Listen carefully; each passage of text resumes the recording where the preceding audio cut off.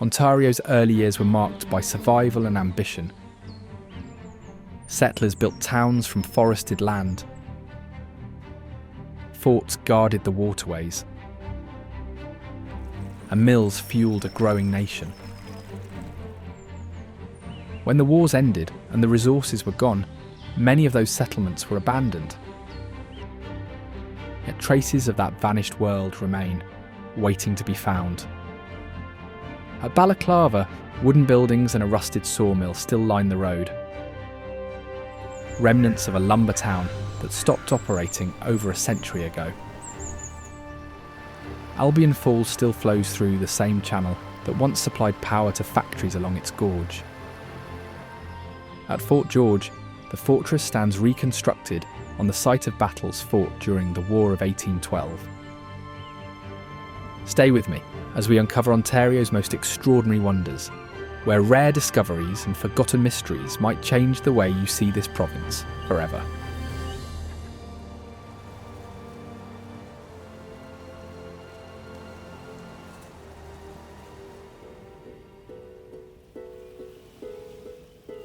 Georgian Bay was carved by glaciers that left behind a maze of rocky islands and winding water channels.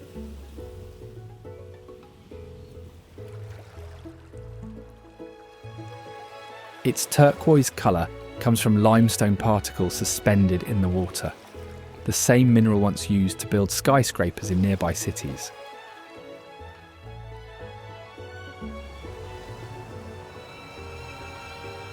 Near the islands, a tall tower rises from the seafloor, forming an underwater peak that ships carefully navigate around.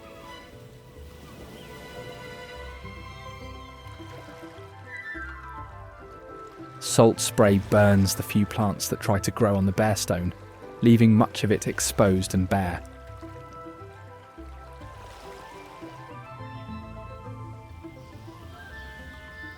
Farther out, one unusual-looking island is visible from miles away, the Flower Pot Island.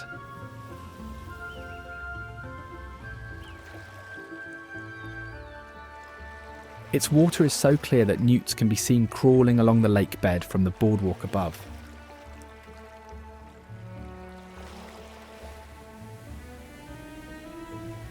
Its round stone pillars once held small pine trees, growing from the rock caps.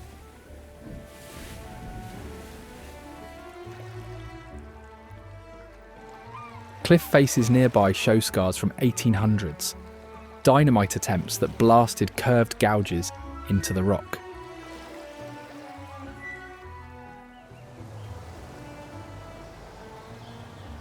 Certain parts of the island also have singing cliffs, where wind passing through narrow gaps creates soft whistles heard from boats offshore.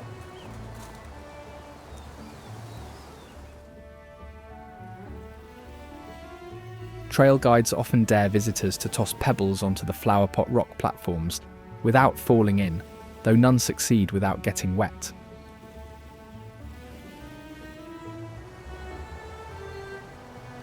Additionally, crushed limestone paths across the island attract nesting killdeer that dart quickly between pebbles.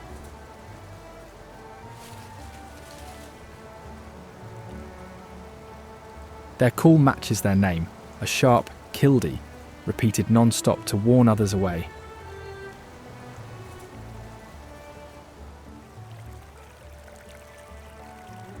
When danger gets close, the parent drags one wing on the ground, pretending to be hurt, to pull threats away from the nest.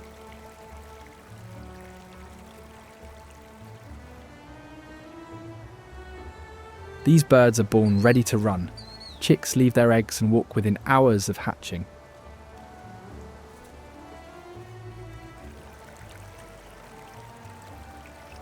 They also hatch perfectly camouflaged, in brown-grey down that mixes with the gravel so well that their parents must call out loudly to find them.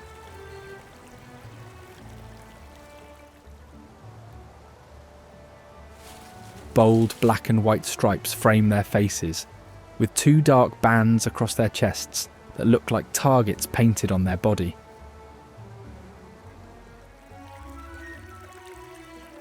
They pump their tails while standing in shallow water, stirring mud to uncover insects below.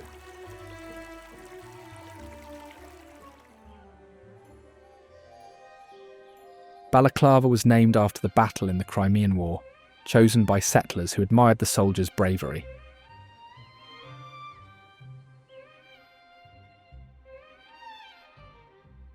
At its peak, the sawmill produced 1 million board feet of lumber every week, fueling the town's growth.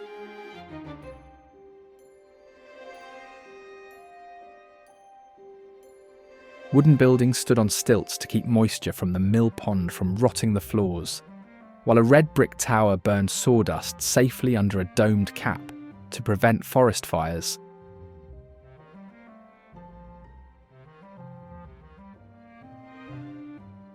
The mill later burned down, but was rebuilt in 1939 and then kept running for another 2 decades.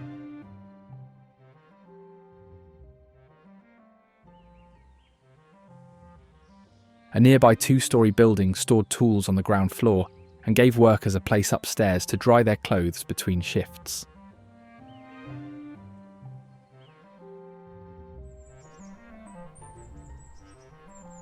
When the timber ran out in the 1950s, the town emptied almost overnight.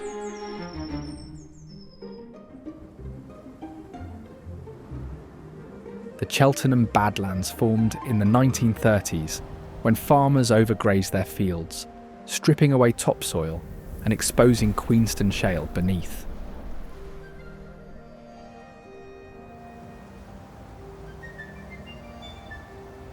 Its red colour comes from iron oxide, the same compound that creates rust.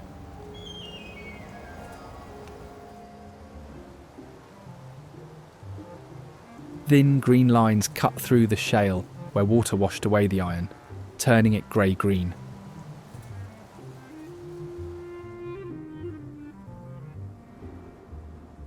Curved patterns follow fracture lines where clay swells and shrinks during wet and dry cycles, splitting the shale into smaller shards.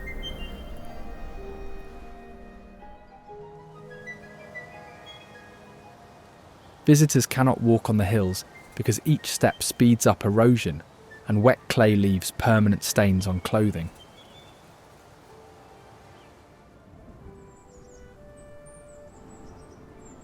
The roadway through the Badlands was fenced off after tyre tracks formed gullies that widened quickly during rainstorms.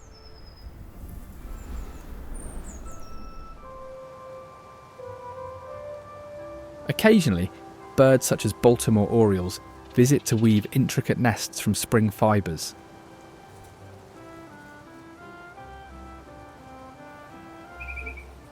This songbird builds a woven pouch that hangs from tree branches like a hanging sleeping bag.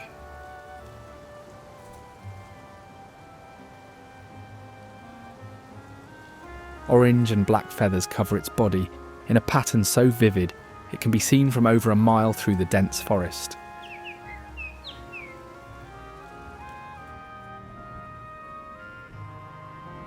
Perched on a high maple branch, it sits alert, turning its head constantly to scan the canopy for threats and rival birds.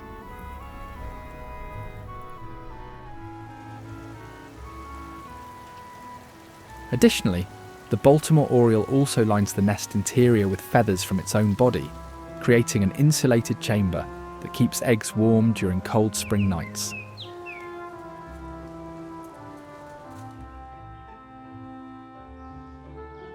Jackfish was established as a railway siding in the 1880s.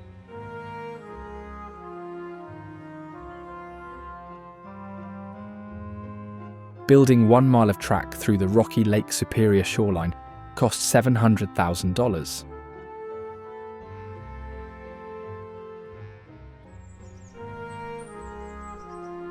The town became a coal depot in 1895 when ships arrived to refuel steam locomotives, with a large water tower and dock cranes creating a working port on the lake.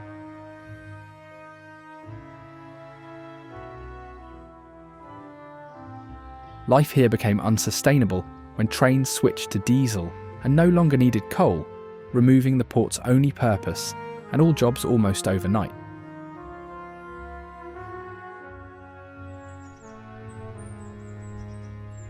The local hotel burned in 1960, and when the smoke cleared, no one remained to rebuild, causing the community to collapse completely.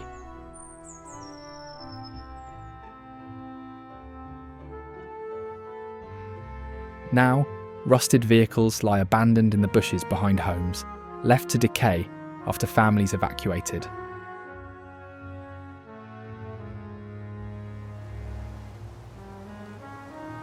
This park covers over 7,600 square kilometres of Ontario forest, with more than 2,400 lakes.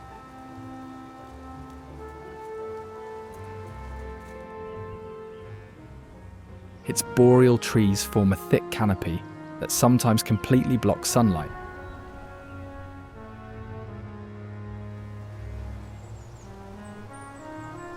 In mid-October, shorter daylight causes leaves to stop producing chlorophyll, revealing yellow, orange and red foliage.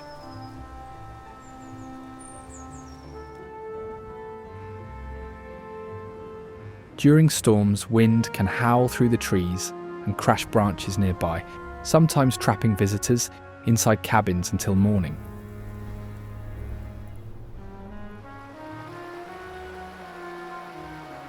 Campers often hear calls at night that turn out to be loons, wolves and moose, communicating across the water in ways that sound almost unreal.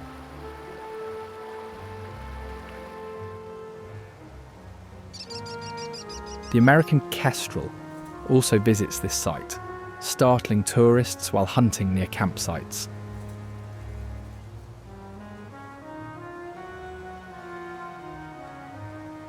This small bird belongs to the falcon family and hunts using techniques passed down through its past generations.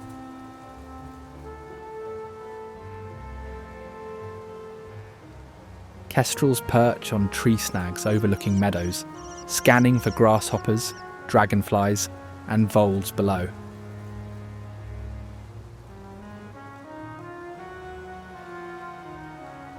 One skill sets them apart from other species.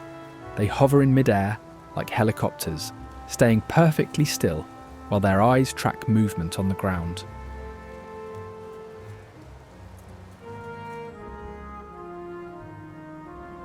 Colouring varies by sex.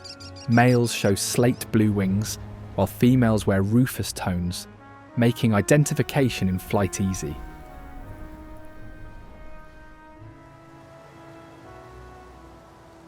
They have an oversized head compared to their body, giving them an almost comical look.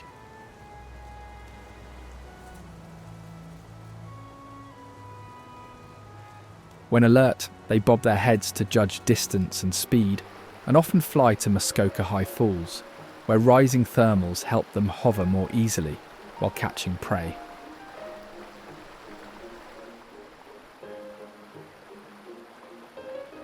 This cascading water creates a mist that rises 30 feet into the air, visible from the observation platform, even in dry seasons.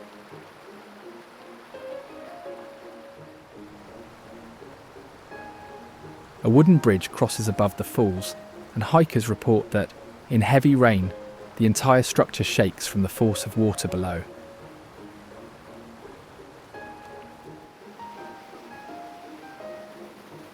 Rocks around the falls contain rare minerals that glow faintly under certain light, a phenomenon geologists continue to study.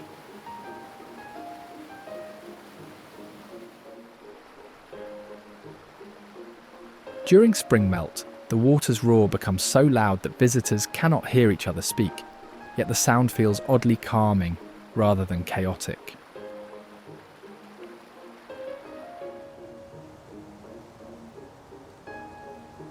The platform also attracts photographers and bird watchers who notice animals coming to the area at dawn.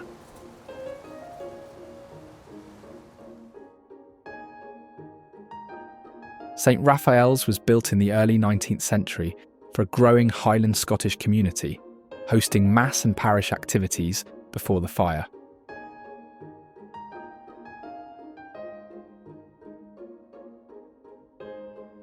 The cemetery beside the church holds generations of families, with tombstones that have withstood the hillside and weather.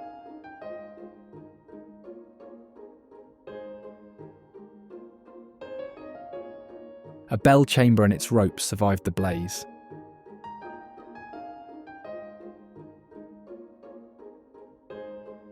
Inside, scorch marks and darkened stone show where wooden rafters and pews once burned.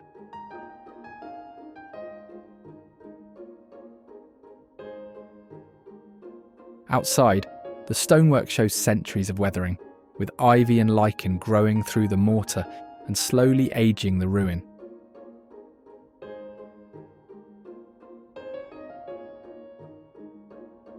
The site was more than a church, also hosting baptisms, weddings, schooling, and community gatherings until it perished in 1970.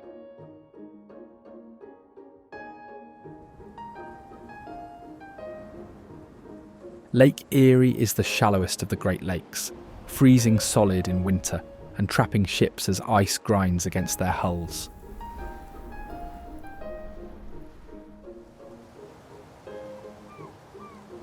A white lighthouse stands on the shore, guiding fishing boats through thick fog where the water ahead is hidden.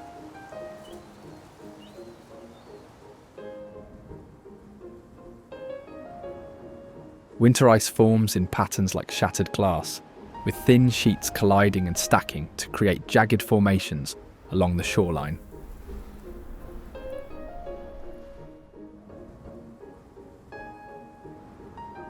Fishing towns line the coast, where commercial boats bring in fish that once supplied entire regions with food.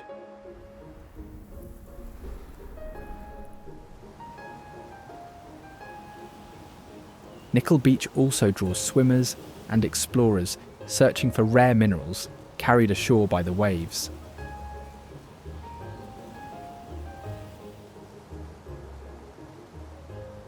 This beach was named after the International Nickel Company that once operated nearby, turning a simple shoreline into a public spot linked to local industry.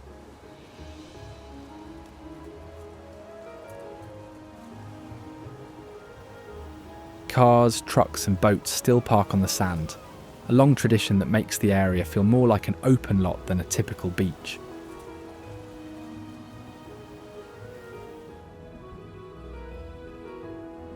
Its shallow water is ideal for boating and swimming, drawing families each summer despite its industrial past.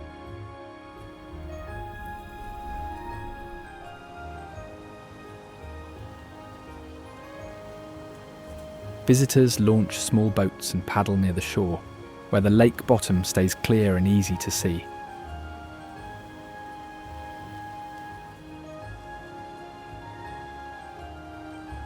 Drive-on access leaves tyre marks across the sand due to the lack of boardwalks or paved lots.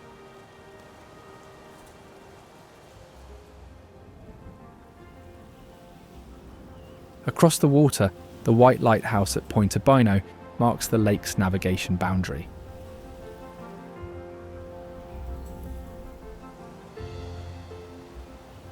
This structure was built in 1917 after a lightship sank during the Great Lakes Storm of 1913, showing that buoys alone couldn't guide ships safely around the shoal.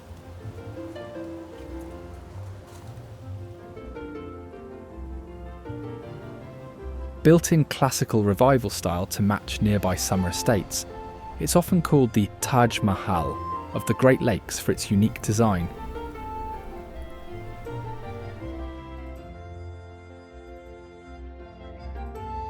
Keepers reached it by walking through shallow water, since land access was restricted by private property.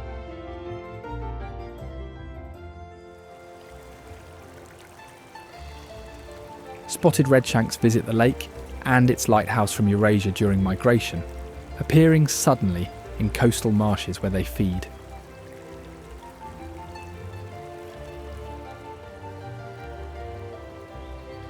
Each spring, they arrive within the same narrow window of days, moving through the region in perfectly timed waves.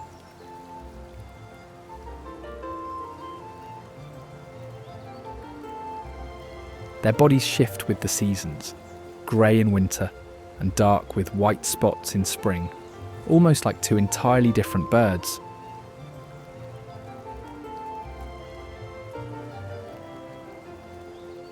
Long red legs move quickly beneath dark feathers as they wade through puddles, probing the shallows with a steady rhythm.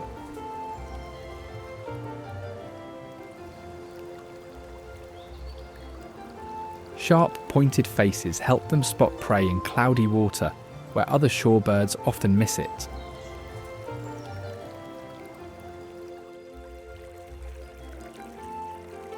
While feeding, they stay in constant motion, red legs flashing as they hunt for insects and small crustaceans.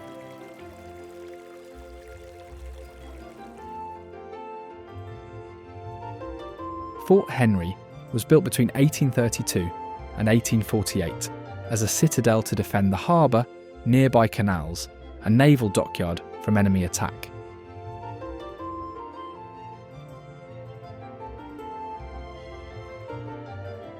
Its octagonal layout was chosen so every wall could be defended at once, leaving no blind spots or corners for invaders to hide.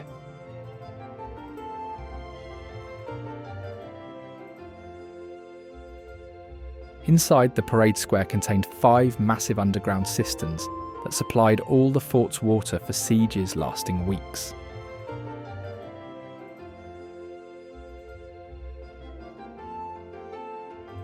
Bleachers on the ramparts allowed soldiers to stand in organised rows, while 19 cannons were positioned along the walls to fire at approaching armies.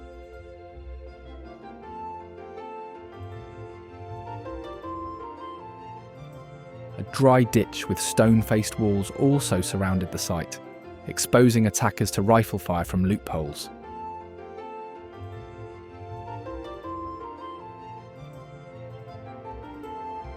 Beneath the ramparts, arched stone casemates protected gunners from exploding cannonballs, with stone ribs spreading the force of impact across the ceiling.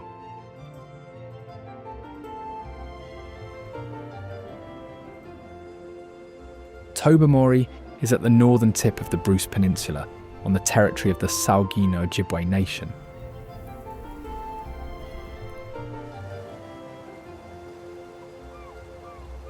The town was first called Collins Harbour, then renamed by Scottish fishermen after a village on the Isle of Mull.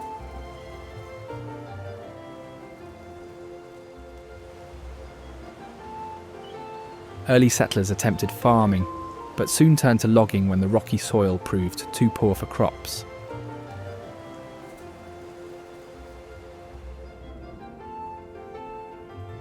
Colourful cottages and wooden homes line the waterfront, many built by American travellers who arrived by yacht from Michigan.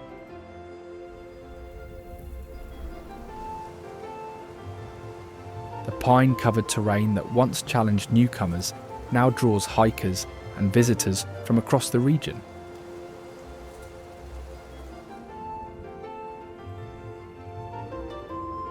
When Highway 6 reached Tobermory, the community shifted from resource work to a tourism-based economy.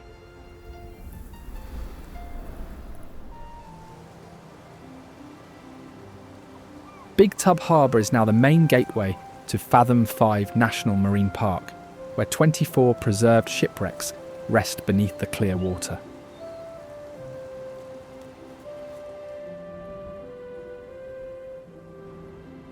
This harbour is the deepest natural freshwater inlet in Canada, with several wrecks visible through clear water just beneath the surface.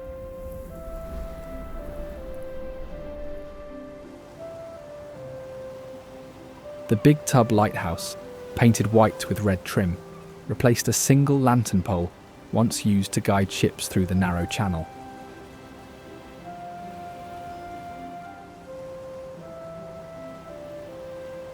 Abraham Davis became its first keeper, leading vessels safely through fog, hidden rocks and sudden storms.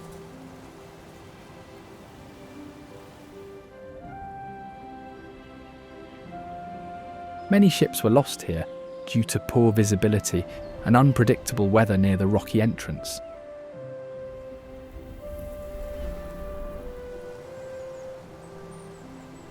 The light was later automated and powered by electricity, but still keeps its original design and purpose.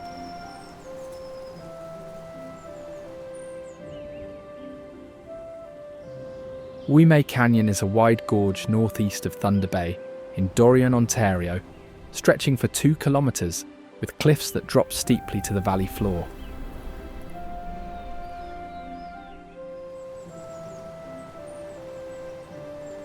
It was named after a former Canadian Minister of Public Works.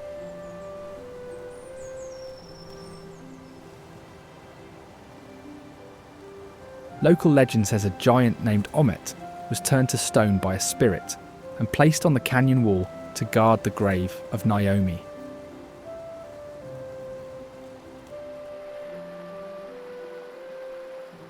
High above, its alleged helper, peregrine falcons, nest along the cliffs circling the gorge.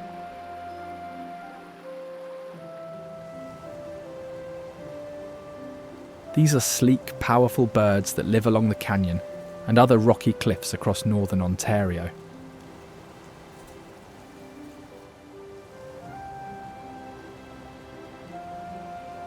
They are the fastest animals in the world, diving at over 300 kilometers per hour to strike prey in mid-air.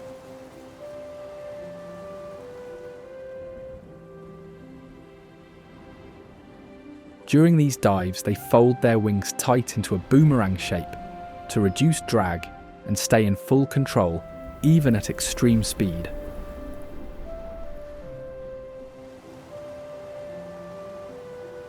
Their backs are dark blue-grey with white and reddish underparts, and a black stripe runs across the face like a mask.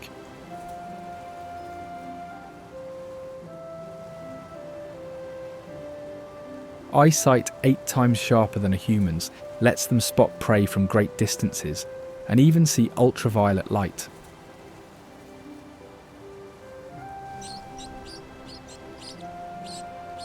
They call out with sharp cries that can be heard through the canyon, especially during nesting season in spring and summer.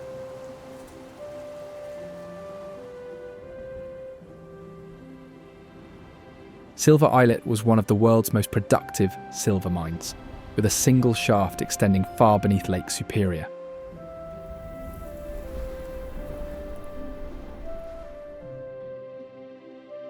The mining company built a stamp mill that produced enormous amounts of silver in its first year, generating profits that left workers confident and determined.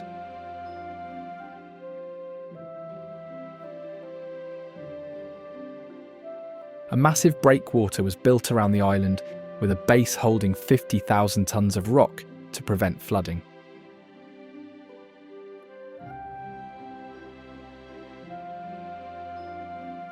Houses formed a semicircle along Camp Bay with a company store, hotel, library, 2 churches and a jail for rowdy miners, a complete town constructed almost overnight.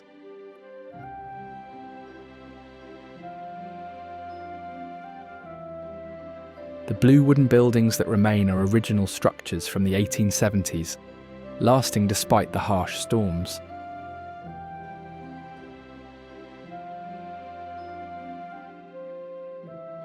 Modern homes with solar panels now sit beside abandoned mining structures.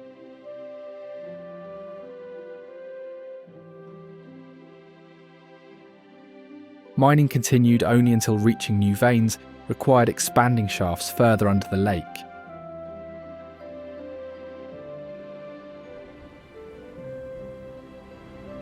Hamilton grew into an industrial hub thanks to its location on the Great Lakes, with easy access to coal, iron ore and limestone that drew major factories during the industrial era.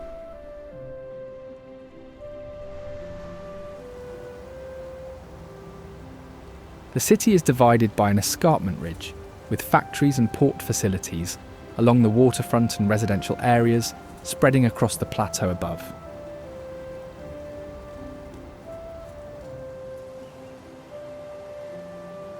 Its port stays active year-round despite winter ice, moving cargo for steel, automotive and agricultural industries.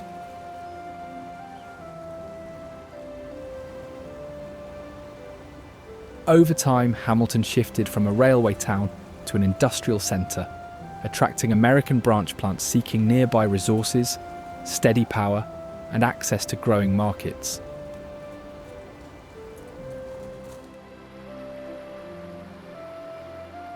Albion Falls flows from Hamilton's escarpment, dropping down the ridge that separates the city's industrial and residential areas.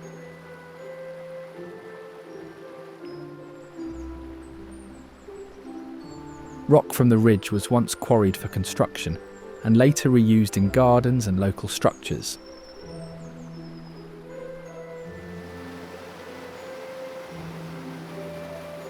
During winter, the water freezes into sheer ice walls that attract climbers testing their skill on the frozen surface.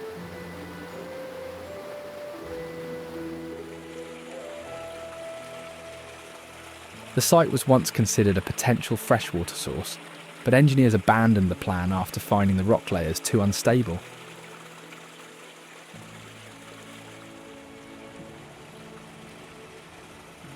Over time, the waterfall gained a grim reputation from reports of self-harm in the area, accidents and crimes.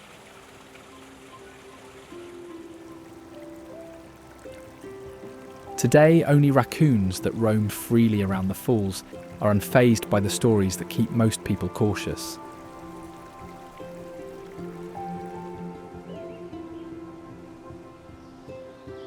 This clever mammal usually emerges after dusk to hunt along creek beds and waterfall bases.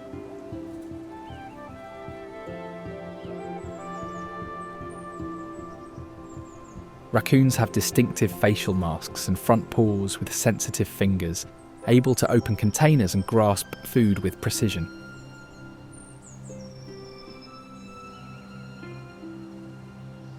Their stocky bodies are covered in grey fur, with bushy ringed tails that help them camouflage into forest shadows.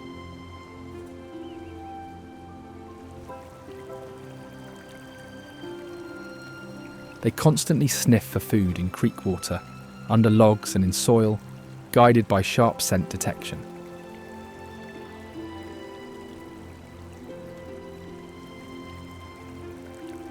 Front paws contain touch receptors that let them recognise objects underwater or in darkness while foraging.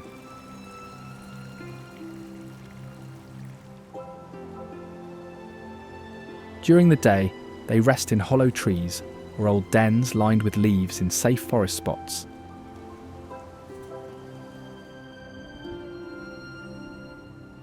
At night, they move through the ravines toward Devil's Punch Bowl, continuing their food search.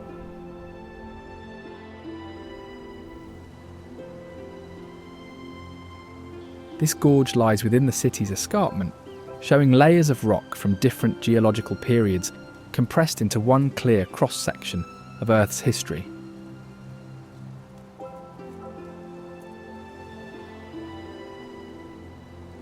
Beneath the roadway, the land drops into a steep basin formed by waterfalls over time.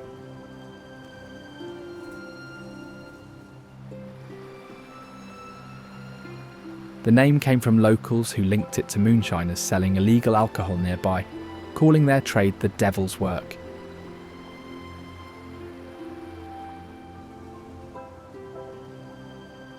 Some believed the site was too beautiful to name after God, but still marked by sin because of what happened there.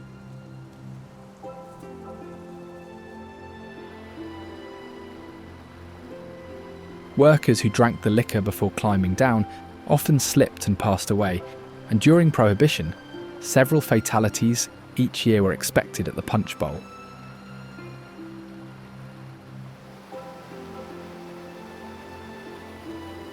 Today, the cliffs still show bands of limestone, dolostone and shale, lined up like pages in a rock record.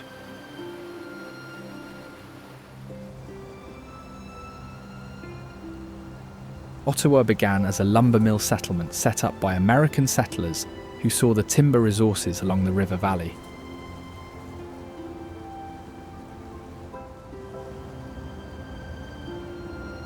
Algonquin First Nations people lived in the area for years before European contact.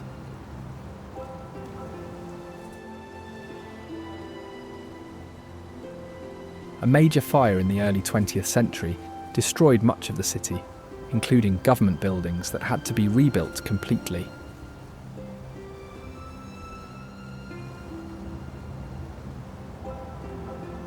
Neighbourhoods were planned with clear divisions, one side English-speaking and Protestant, the other French-speaking and Catholic.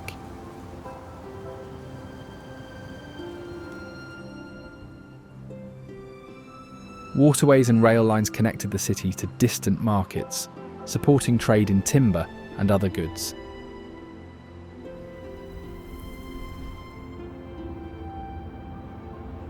Its defensive position helped make it a capital, isolated from hostile borders and surrounded by thick forest.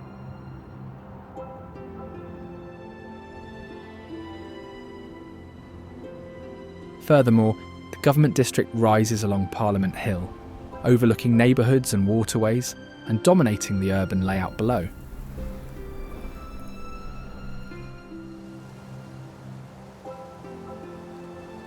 This complex serves as the centre of federal government operations, built in Gothic Revival style, with pointed spires and detailed stone carvings.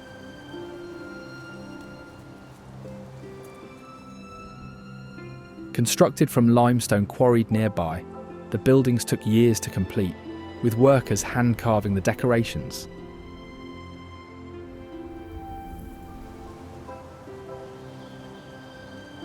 This site was originally built for military transport, but now functions as a recreational waterway recognised worldwide.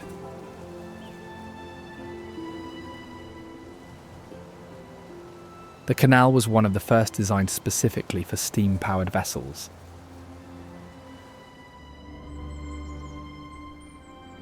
Lock stations appear at regular intervals, with gate mechanisms still operated manually using hand-powered winches, preserving the original methods from the canal's early decades.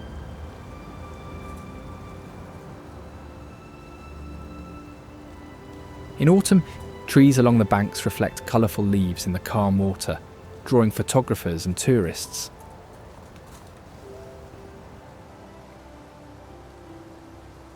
Bridges cross the waterway at multiple points, linking neighbourhoods while allowing vehicle traffic above and boats to pass beneath and through locks.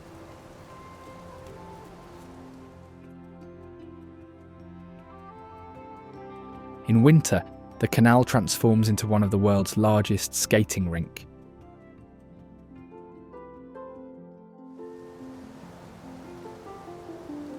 Peace Tower rises above Parliament Hill as a tall vertical structure, visible from across the river and throughout the nearby area.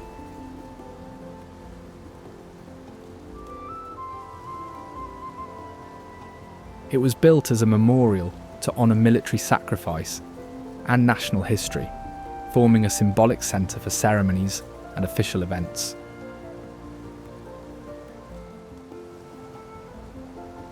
The clock operates continuously, with chimes and faces oriented in multiple directions so the time can be read from any approach.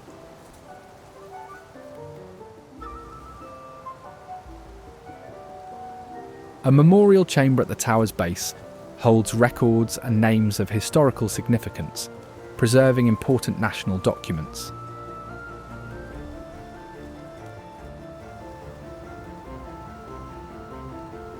The flag at the apex is changed through a ceremonial process, acting as a visible symbol of government authority across the river valley.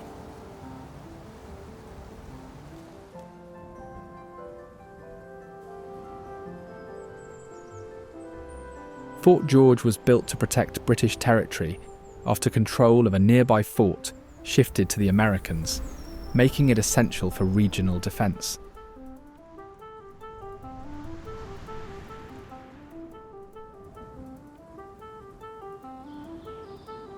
The site included 6 large bastions, wooden blockhouses, officers' quarters, kitchens, a hospital, workshops and a stone powder magazine inside protective walls.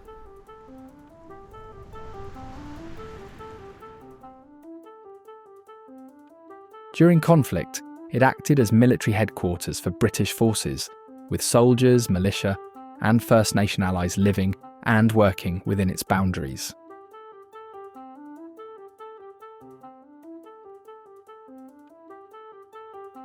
Enemies fired heated cannonballs across the river, setting wooden buildings on fire and forcing women and children to hide in underground bunkers.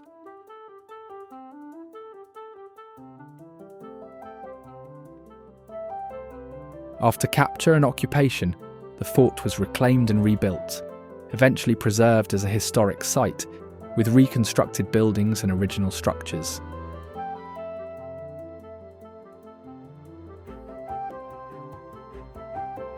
Inside, soldiers trained, stored weapons and gunpowder, prepared food, treated the wounded, and maintained equipment in stone and wooden structures.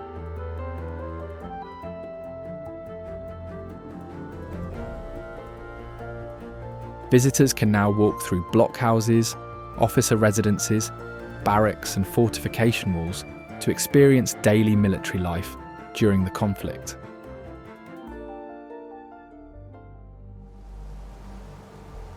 North Bay is between Lake Nipissing and Trout Lake, creating more than 40 beach access points within the city limits.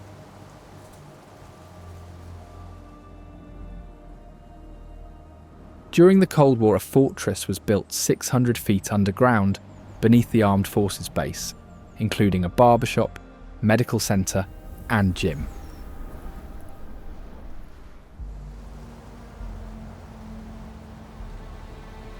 The city became popular when a set of quintuplets was born there, drawing tourists who visited the special facilities to see them.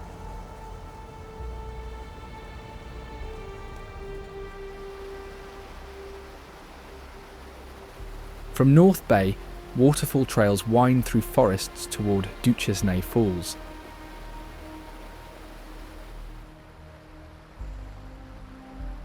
The water splits into two branches, rushing downward with increasing force before plunging dramatically.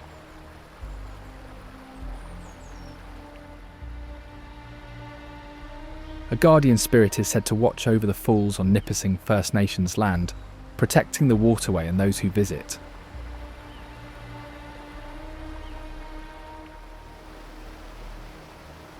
In autumn, leaves and other organic material from nearby trees fall into the water, creating foam that adds to the wild scene.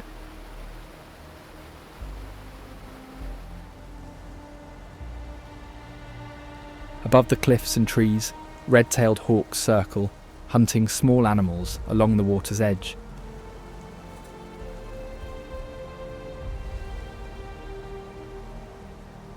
These muscular raptors have eyesight 8 times sharper than humans, allowing them to spot a mouse from hundreds of feet away.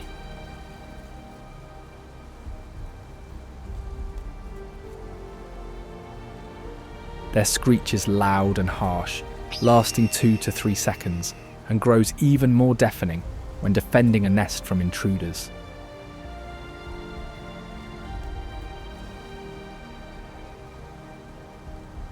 Perched on a rock or branch, they stay perfectly still until prey moves, then dive quickly to catch it.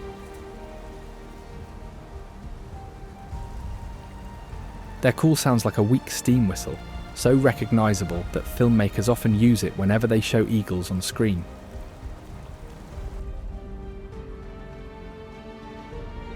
When flying away, the hawk rarely flaps its wings hard. Instead, it glides on air currents and can dive at speeds exceeding 120 miles per hour to attack prey.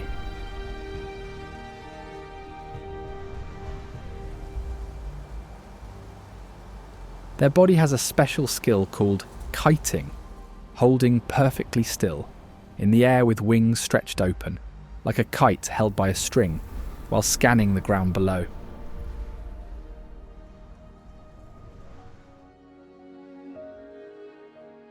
Depot Harbour transformed from empty land into a busy shipping hub in just a few years, then was abandoned after the rail line closed and trains stopped arriving.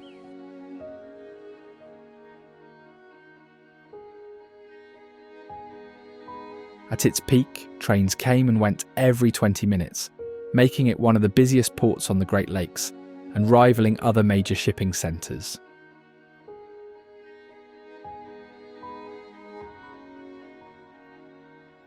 Two massive grain elevators once dominated the dock, but one exploded in 1945 after catching fire near stored military explosives, destroying much of the town.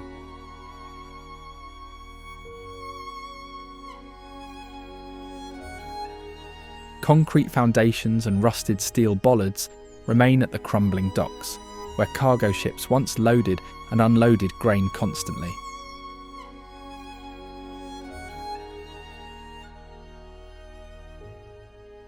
A hollow concrete roundhouse still rises, partly intact, now covered with graffiti and overgrown by forest.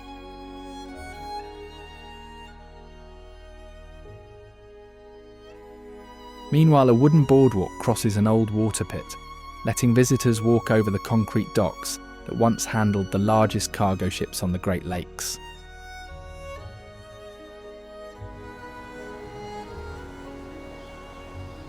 This attraction is the largest freshwater island on Earth, with more than 100 lakes, some of which contain smaller islands.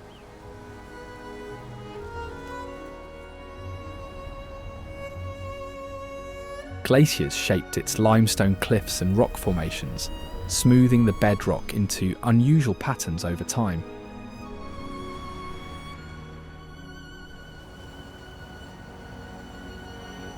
Visitors can reach the island either by driving across a swing bridge that opens for boats, or by taking a ferry that takes more than an hour.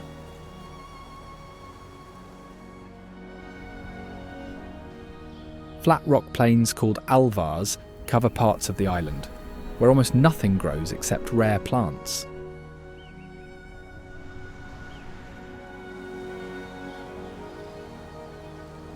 The Cup and Saucer Trail leads to a high point, offering a view of the entire island with all its lakes and forests spread below.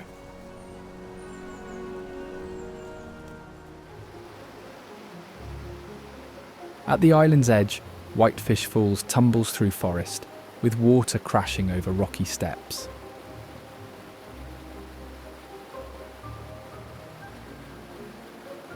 This waterfall drops in multiple cascades like stairs.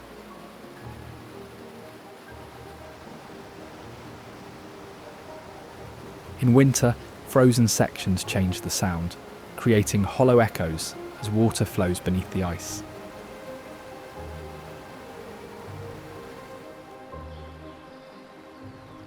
After rain, the flow speeds up, turning from a gentle stream into a strong rush that strips moss from rocks.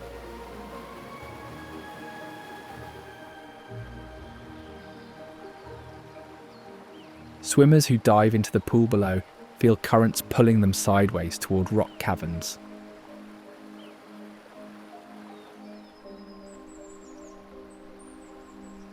Additionally, a tall metal bridge crosses above the falls, letting travellers feel the spray rising or interact with the ring-necked pheasants foraging in nearby grass clearings.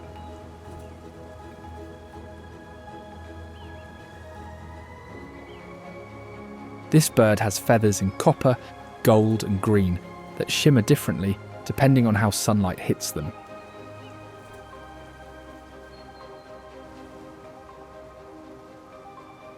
The bright plumage helps with mating. Males with more intense colours attract more females over time.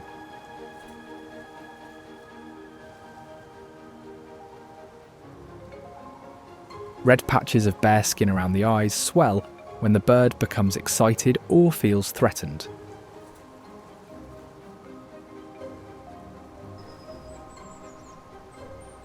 Males attack their own reflections in mirrors or windows, pecking aggressively to drive away what they think is a rival.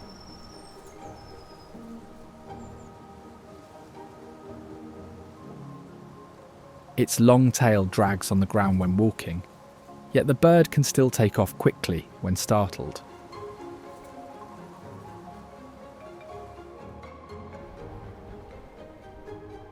While pecking for seeds, the pheasant crouches so low that its belly nearly touches the dirt, making it almost invisible in tall grass.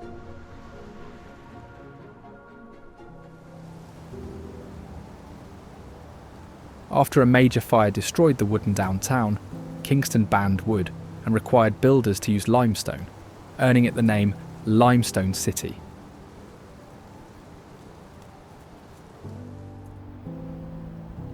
It lies where three waterways meet: Lake Ontario, the St. Lawrence River and the Rideau Canal, making it a key stop for ships and travellers.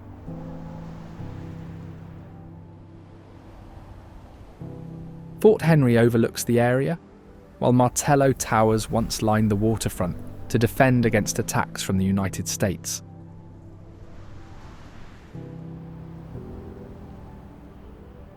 It became the capital of the United Province of Canada, but lost the title because officials considered it too close to the border.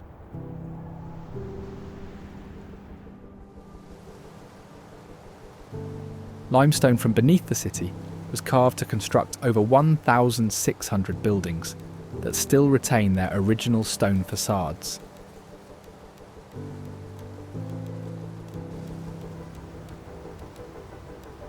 Kingston City Hall stands at the centre, once housing a tavern, a women's medical college, police headquarters, and a jail in the basement.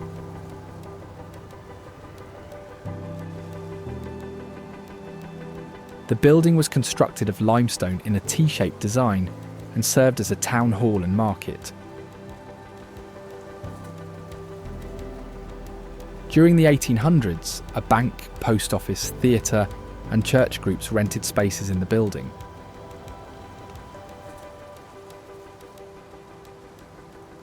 Two black entrepreneurs operated the Oregon Saloon inside, serving oysters, fresh fruit, and wines.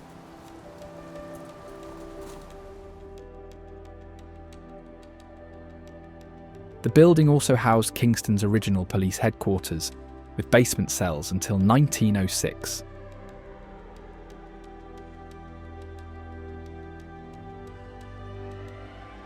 A dome sits on top of the building, and a clock tower that was originally part of the market wing was later moved into the main dome.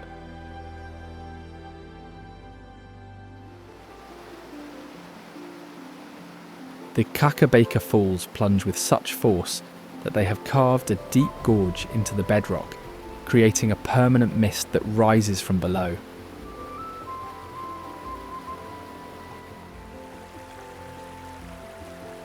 A wooden bridge spans directly above the drop, allowing visitors to feel the spray from the water as they stand over the gorge.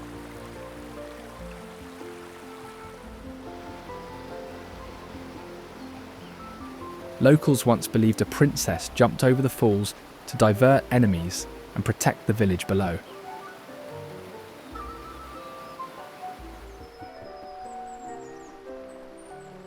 The river also served as a main travel route for fur traders, who moved through the wilderness carrying furs and trade goods.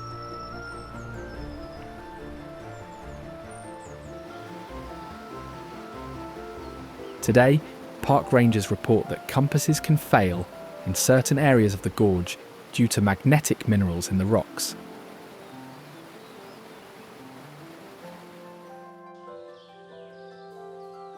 Burchell Lake Ghost Town was built by a mining company with 40 houses, schools, stores, and a baseball field for workers and their families.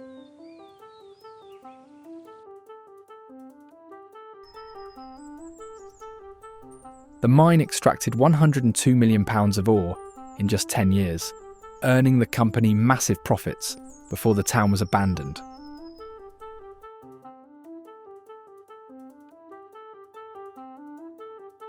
Houses were identical and arranged in neat rows.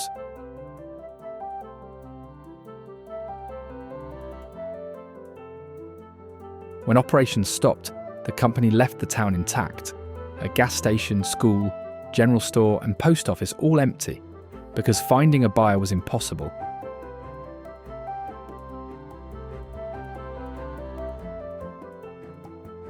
The recreation hall roof collapsed, leaving only the wooden skeleton, while a green ceiling light stayed standing amid the decaying structure.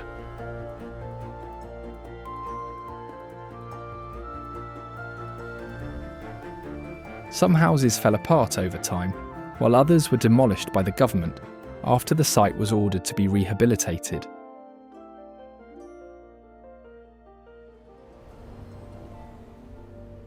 The ground beneath Sudbury holds more nickel, copper, and precious metals than most regions on Earth.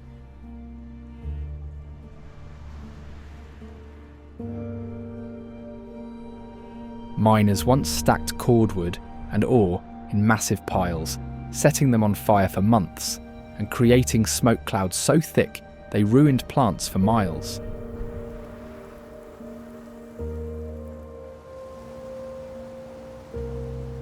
NASA sent astronauts here to train for the Moon, as the barren, cratered landscape resembled the lunar surface.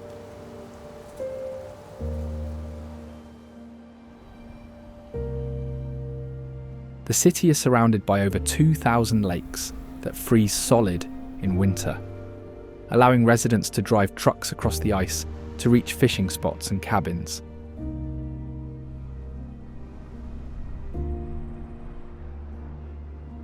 Winter temperatures drop so low that car engines need electric heaters to start, and residents constantly shovel snow from roofs to prevent collapse.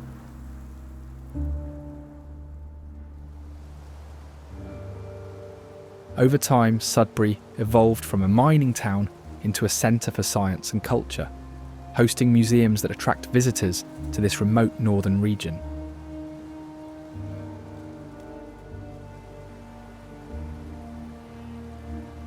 Mississauga means River of the North of Many Mouths, named after the indigenous people who originally lived and fished in the area.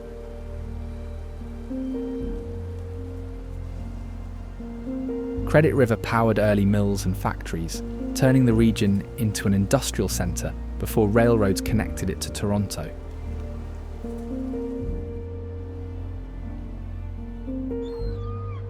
The harbour on the lake handles massive cargo ships regularly, unloading goods that move across North America.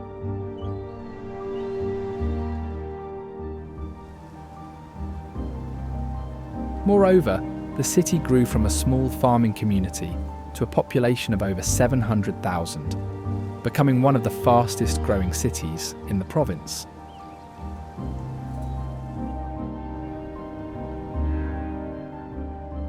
Farmland gave way to downtown skyscrapers, creating a modern urban core of glass and steel.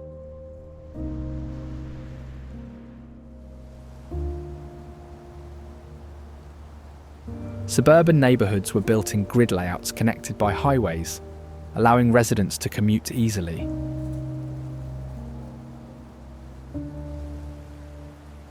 Today, the city centre towers and waterfront developments mark Mississauga as a major destination and home to corporate headquarters.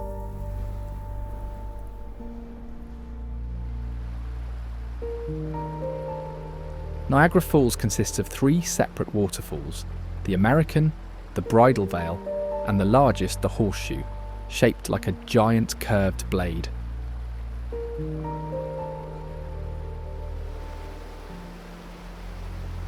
They release 1/5 of the world's fresh water from the Great Lakes, with the Horseshoe plunging over the cliff so forcefully that mist rises and can be seen from miles away.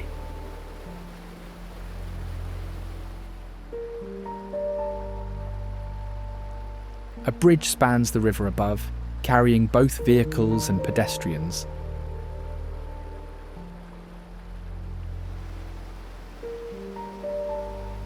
Locals report seeing strange lights in the mist during storms, said to be the spirits guarding the waters.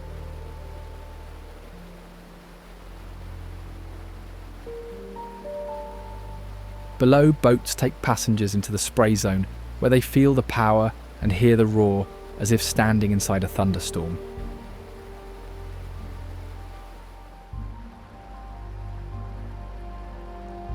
The city beside them grew into a major tourist destination, with hotels, casinos, and skyscrapers lining the clifftop.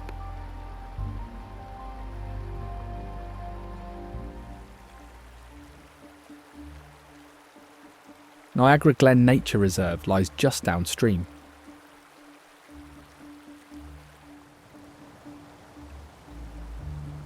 This protected site features hiking trails winding through an old Carolinian forest.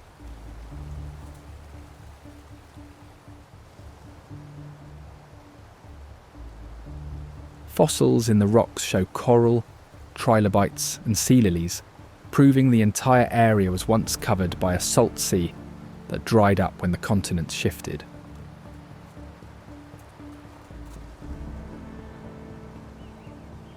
The Mammoth Pothole, one of the largest on Earth, was formed as stones spun in water currents for years.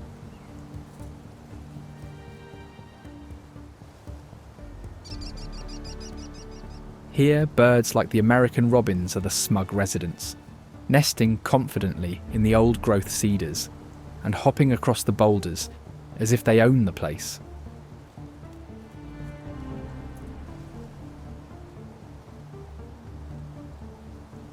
This species is one of the most common around the reserve, hopping across lawns and branches with its bright orange-red breast.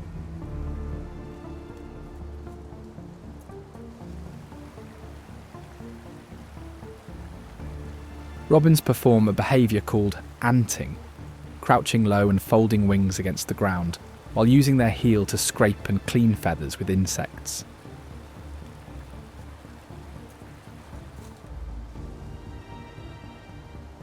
While perched on trees, they pull worms from the surface by yanking them side to side until they break free.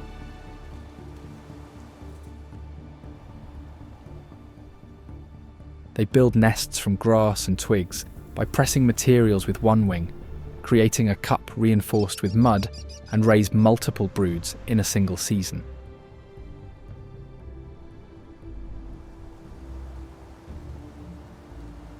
St. Catherine's produces ice wine from grapes frozen solid on the vine, holding the world record for this type of production.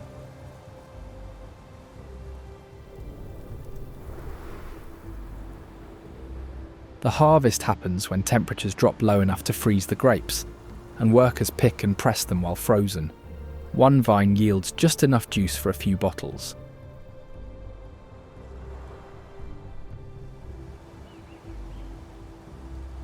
The city sits along the Welland Canal, allowing massive cargo ships to pass.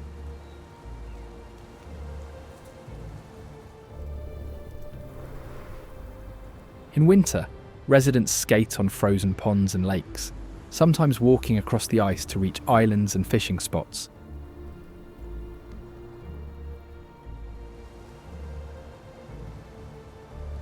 Underground tunnels link buildings downtown, originally built to access shipyards and breweries, with some connecting directly to the canal beneath city streets.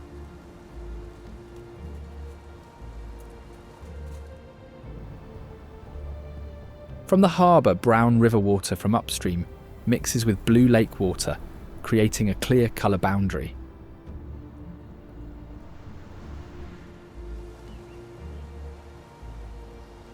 Bruce Mines was Canada's first copper mine, and only the second in North America, making it a groundbreaking location when it opened.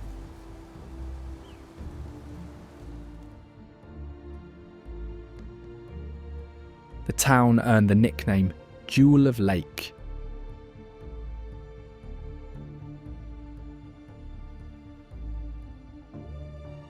Cornish workers from England brought skills and traditions, creating hammers with leather thongs on the handles to reduce hand fatigue during long shifts.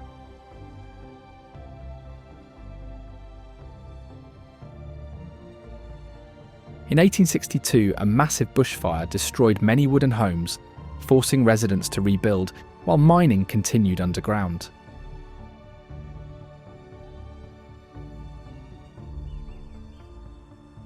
Flooding and tunnel collapses in 1876 forced crews to abandon some shafts as water poured in and caused complete cave-ins.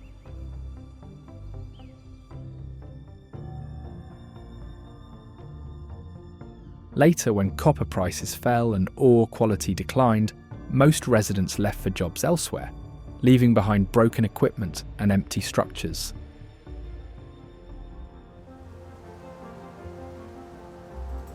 The Welland Canal lets massive ships bypass Niagara Falls by raising and lowering them through 8 giant chambers.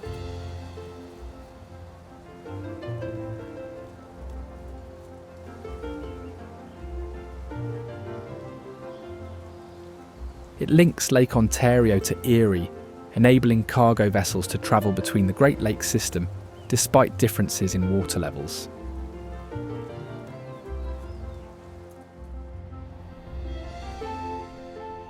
Each chamber uses large amounts of water, operating through gravity to move ships efficiently and powerfully.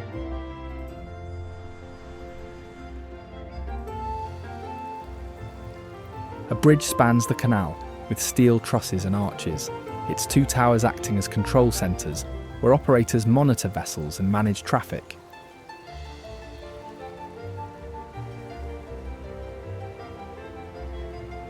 Ships move under their own power while workers secure them in the chamber, with each passage taking about 11 minutes to complete.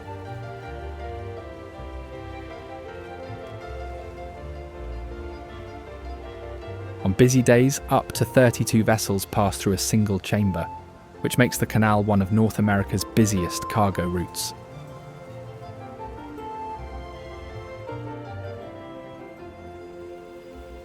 Toronto is Canada's financial and business capital, hosting the 5 biggest banks and the Toronto Stock Exchange in tall downtown towers.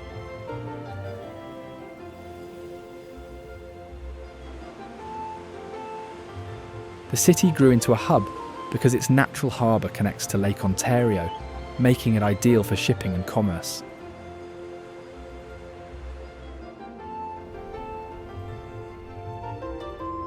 Each working day, about 100,000 commuters pass through Union Station and the transit systems to enter and leave the financial district.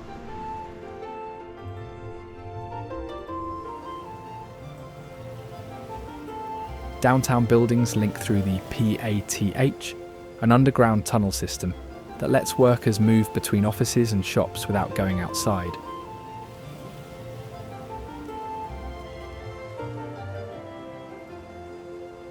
Eaton Centre Mall attracts 50 million visitors every year, making it North America's busiest shopping centre.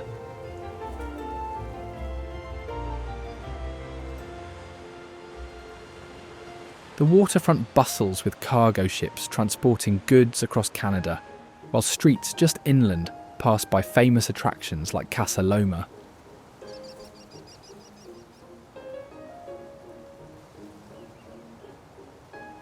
This mansion was built by a wealthy financier who wanted a personal castle in the middle of Toronto.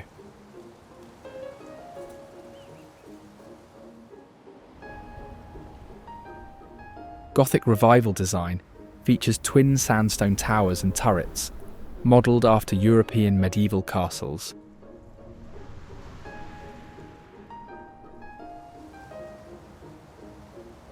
The exterior shows ornate sandstone and brick, with decorative towers and turrets rising against the modern city skyline.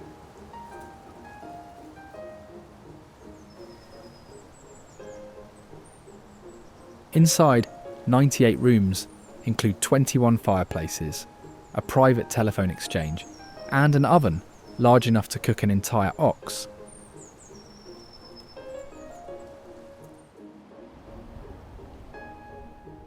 During a past war, the stables were used to develop sonar detectors, concealed under signs reading, "Repairs in progress."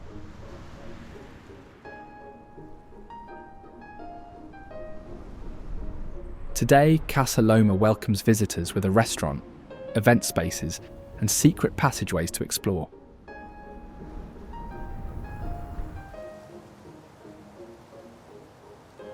Tourists can also view the famous CN Tower through its windows.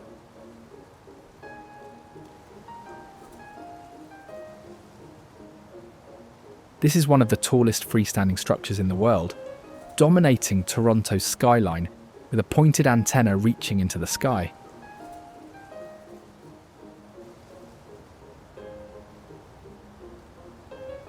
It was built as a communications hub, transmitting signals across the city and region, while also attracting thousands of tourists.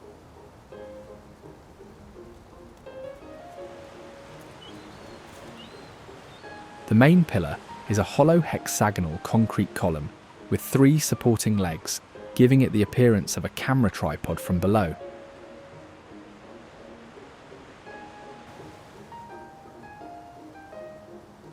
At the tip is the Skypod observation deck, made of thick thermal glass, offering visitors views of the city and Lake Ontario below.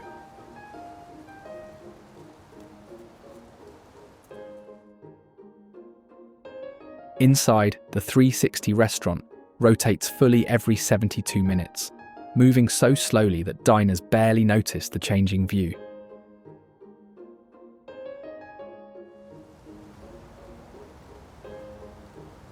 The tower is nearly twice the height of the Eiffel Tower and more than 3 times taller than the Washington Monument, making it visible across the Great Lakes region.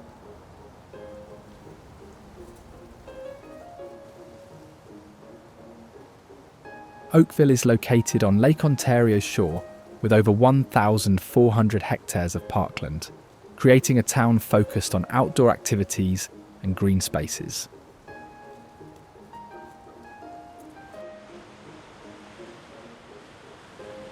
The Queen Elizabeth Way Skyway crosses the town, while boats travel along the Credit River, forming a mix of highway and waterways.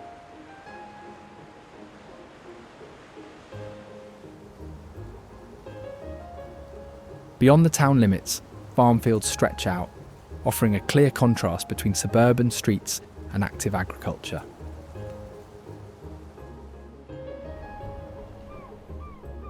The harbour supports water sports and provides views of Lake Ontario, and the town also includes golf courses, museums, and historic sites.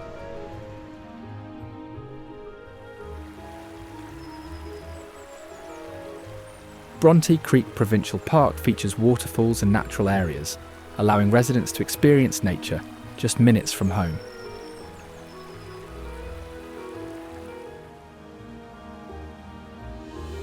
In addition, the Canadian Golf Hall of Fame is located here, making Oakville a national centre for golf history.